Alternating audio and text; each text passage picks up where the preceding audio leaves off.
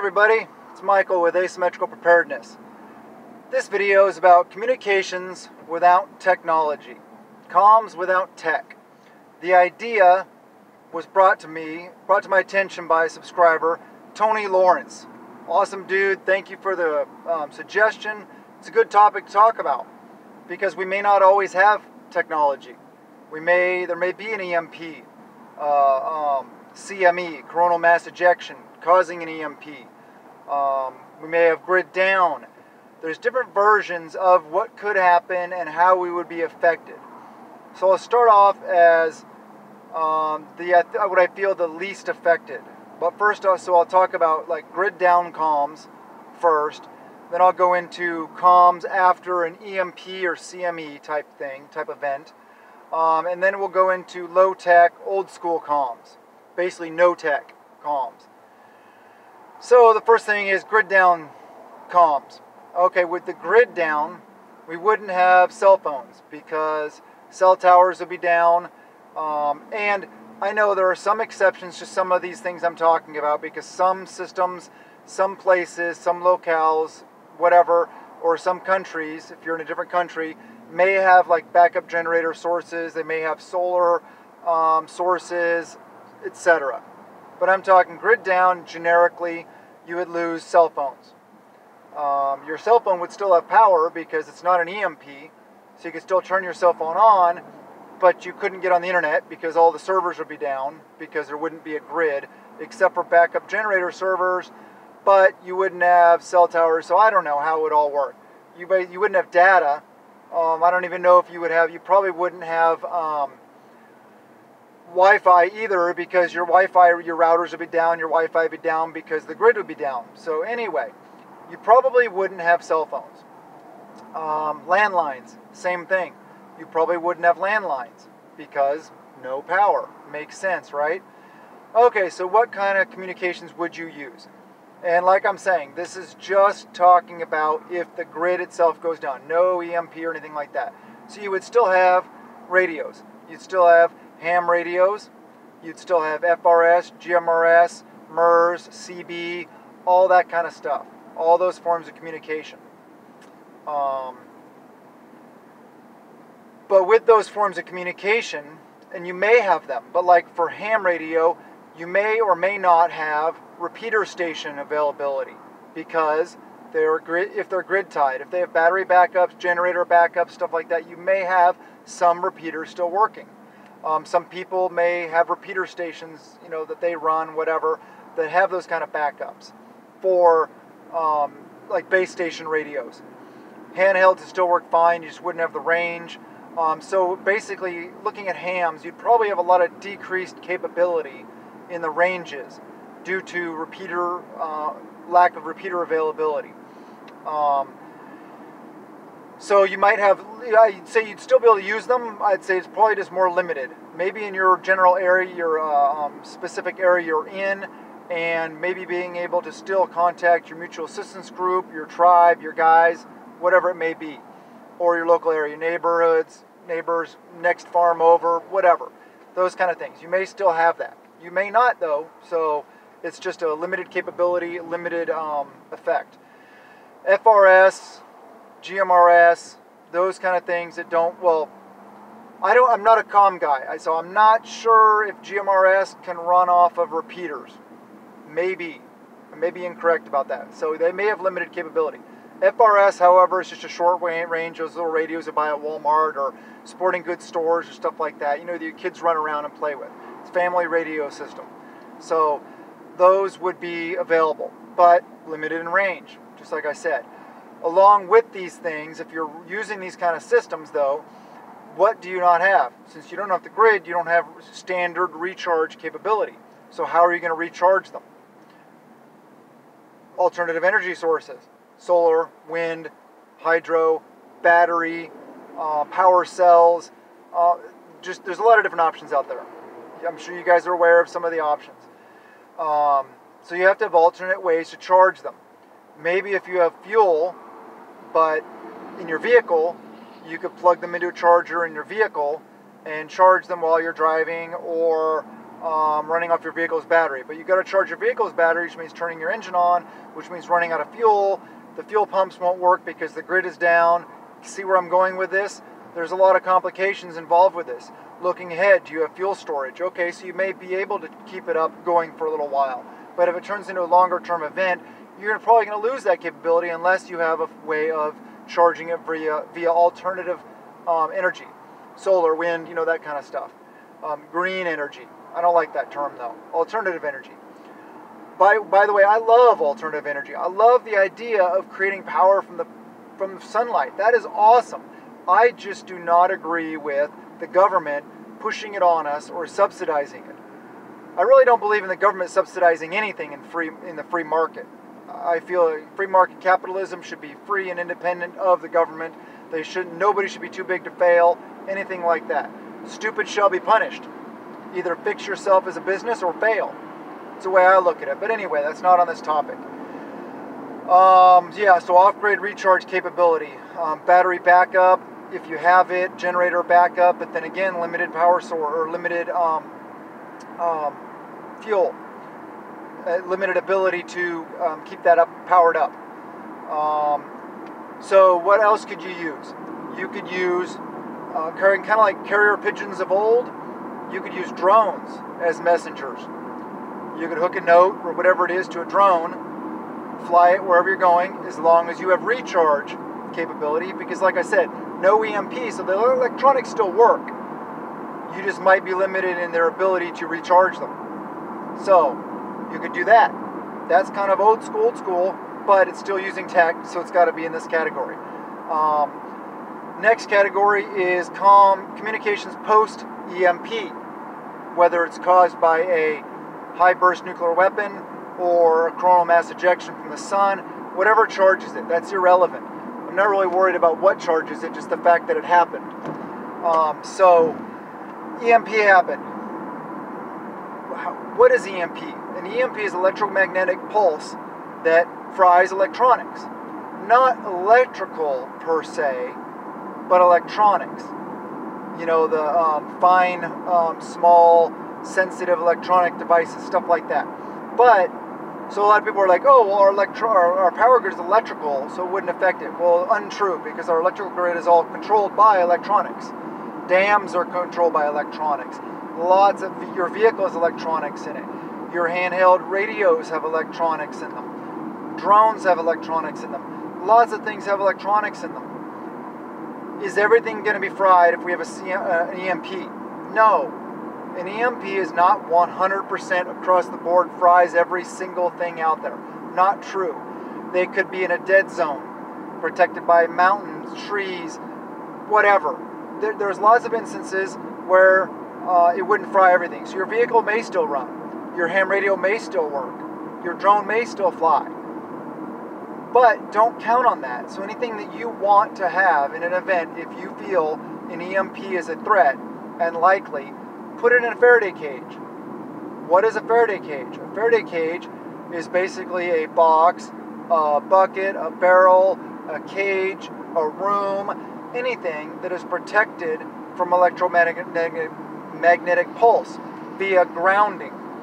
You get like a system of grounding rods with a steel mesh connecting them all the way around it, or it can be like a steel or aluminum garbage can with like rubber padding inside the bottom, or rubber lined or foam lined, some things like that. Basic things that isolate whatever you're putting in there from the electrical signal and the pulse that's going to transmit through the metallic object on the outside.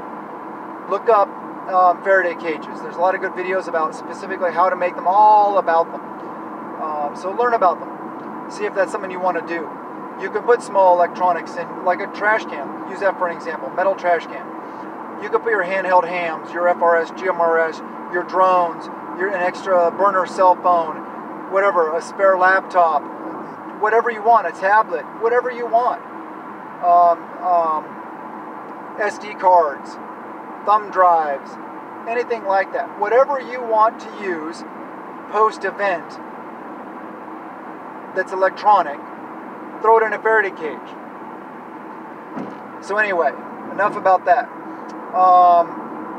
You're limited by your working gear. What works and what doesn't. Did you put it in a cage? Let's assume you didn't put anything in a Faraday cage. What is still working after the EMP? Did it fry everything you have? Well, you're SOL then. Just don't count on that stuff operating. Me, I don't count on my vehicles running in a post or in an SHTFWROL event. If they do, great. If they don't, okay, I got other measures in place. So think about that.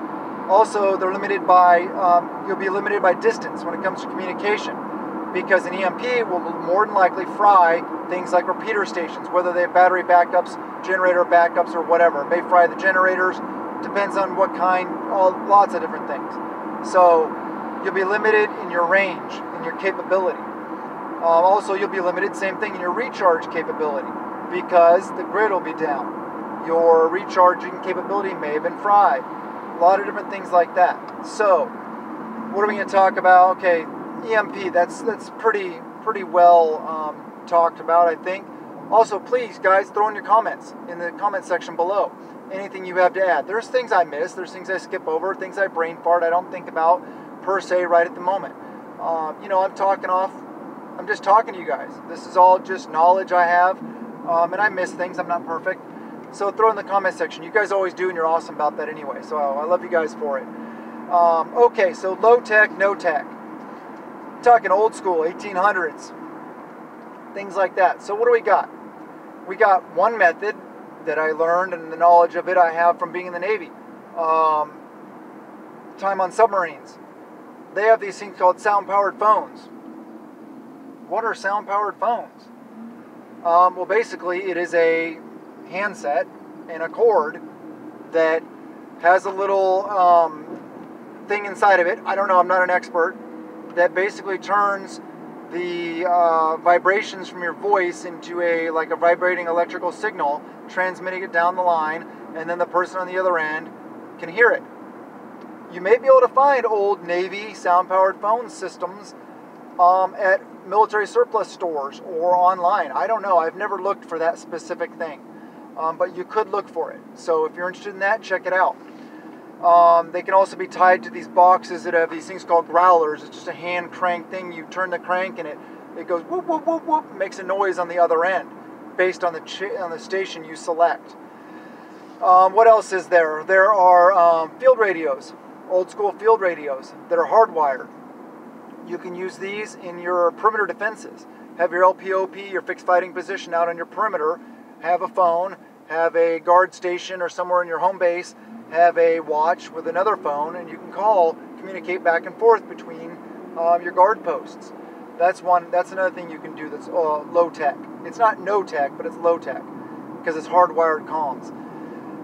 You can also use message drop locations within your team, your group, whatever. You can have predetermined sections and areas with like a waterproof container, like an ammo can or something like that. Or those containers that are clear plastic or whatever color plastic that are designed to be used in water applications to keep your wallet, your cell phone dry while you're out swimming or whatever it may be. And you can have like a notebook in there and a pen, and you could write notes to each other. Hey, this happened, so we went here. So then the next people that show up can get there and they'll be like, oh, okay, this is who this is. We went here. Of course, writing code just in case somebody finds that drop box, that drop location. This is 3. Three proceeded to Bravo. Things like that. It's your rally points. It's your bug out locations. It's code that you need to establish pre-event as a group. You need to know. Whistles can be used for short-range communications, like an emergency. If you're out on a perimeter defense and you don't have any of those other options, whistles. You can blow the whistle. Use a certain number. Set up a code. Same thing. A certain number of whistles means something else. It's not the best system. No, of course not, because you're going to be alerting whoever else is out there to your presence. Also, so it's not the best, but it is a form of communication. Signal mirrors. You can use for signaling in the sun if there's sunlight. If not, you can use a flashlight up against a candle light, any kind of light you can use to use signal mirrors to signal different locations.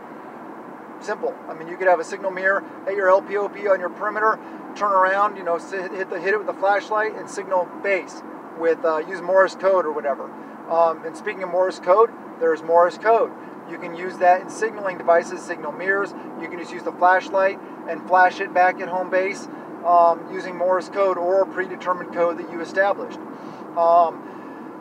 Yeah, so lights, you could have a campfire and, you know, have a blanket in front of it and lift it up. There's lots of different methods you can use for Morse code. Or you can go totally old school like the Indians used to do, Native Americans, and send smoke signals. Kind of a joke, kind of not, because it is a form of communication that we can talk about. Is it the best? No, of course not. A lot of these are not the best, but I'm brainstorming ideas, throwing them out there so you guys can just know and think about other options that you may not have thought about. All right, so what's next? Morse code, so we got, let me see, signal flares. You can shoot up a signal flare. There's different versions of signal flares, but you can shoot up a signal flare signifying your location, or it may be a predetermined event. And it may be even the direction you shoot the flare, whether it's left or right or straight up. It may signal different things to your group. Like I said, predetermined. This is all part of should be in your SOPs, your standard operating procedures, or your comm plans. What else is there? Oh, I mentioned carrier pigeons. Seriously, carrier pigeons. I know it sounds stupid. I know that sounds not very practical, and there's a lot more to it than just, you know, putting a message on a bird's leg. Okay, there would be training involved, probably years of training. I don't know that much about it, but you know, you could do carrier pigeons, seriously, all joking aside. So what else is there other than carrier pigeons? Like I talked about, flares, signal flares. There are messengers, hand-carried messages that you can send via messenger. And like I said, a lot of these are not the best option, but they're options. And I don't really need to talk about hand-carried messages. Make sure they're encoded, though. They're written in code so that in case the messenger gets compromised or captured or whatever it may be. And I also mentioned telegraphs earlier, or Morse code I mentioned, sorry. I didn't mention telegraphs, but you could figure out what is a telegraph, what components make up a telegraph, and you could literally make a old school telegraph at your bug out location or your home base, wherever it is you are. You could probably, you know, figure out how to do it, and it probably would be pretty easy. I don't know that much about it, but you could establish a telegraph. These are all different. There's a lot I probably missed. Like I said, there's probably a lot of other communications methods that I didn't think about, but these are ideas I just want to throw out there to you guys and gals, and get you guys thinking, you know, plant that seed, empower you guys to do the things.